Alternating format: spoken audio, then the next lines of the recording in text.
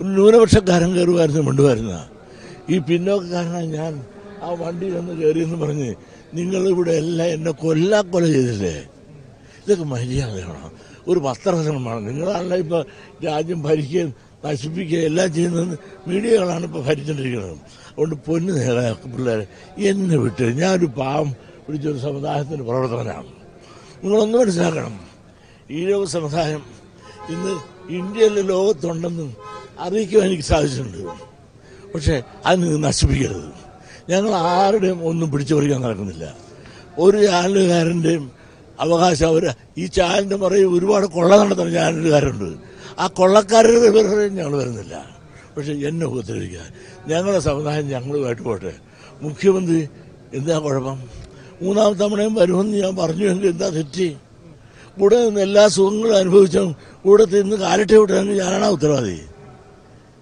അത് ആരായാലും നിരക്കില്ല.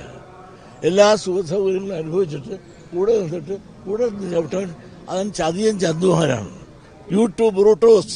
ബ്രൂട്ടോസ് നീയുമോ എന്ന് ചോദിച്ചപ്പോൾ ചോദിക്കേണ്ടി വരുന്നു.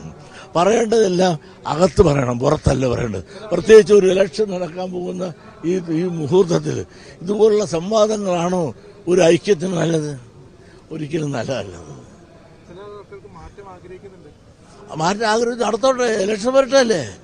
മാറ്റം ആഗ്രഹിക്കുന്നത് മാറിക്കോട്ടെ, പുതിയൊരു വന്നോട്ടെ. അതെല്ലാം ജനവിധി നേടണം.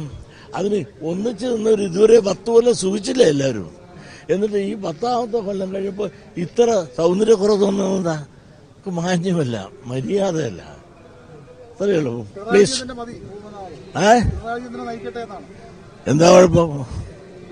ഇനിയും നയിക്കട്ടെ, മൂന്നാമതും നയിക്കട്ടെ. അതിന് എന്താ കുഴപ്പം?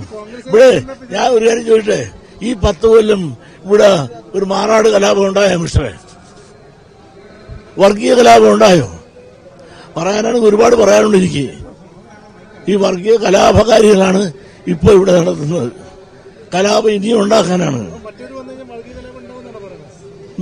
കണ്ടുണ്ടായിരുന്നില്ലേ? അത് ഇനി ഉണ്ടാകണോ ഈ രാജ്യത്ത്? ഒരു മാറാട് കലാപം ഉണ്ടായില്ലേ? എന്തെല്ലാം കലാപം ഉണ്ടായി ഇവിടെ ഈ 10 കൊല്ലം ഭരിച്ചിട്ട് വർഗീയ കലാപം ഉണ്ടായോ മിസ്റ്റർ? അത് മാത്രം നിങ്ങൾ കണ്ടാൽ അത് കൊള്ള നടത്തിയവനെ പിടിക്കട്ടെ. അതിനാർക്കാവശ്യം? കൊള്ള നടത്തിയവൻ ആരായാലും പിടിക്കട്ടെ. അതിന് പിണറായി എന്ത് ചെയ്ത്? അവർ ശക്തമായ നടപടി എടുക്കുന്നില്ലേ? കോടതി പറയുന്നവരെല്ലാം ചെയ്യുന്നത്. ആരെന്ത് ചെയ്ത്? ശബരിമലയിൽ അവനെല്ലാം അനുഭവിക്കും. പിന്നെ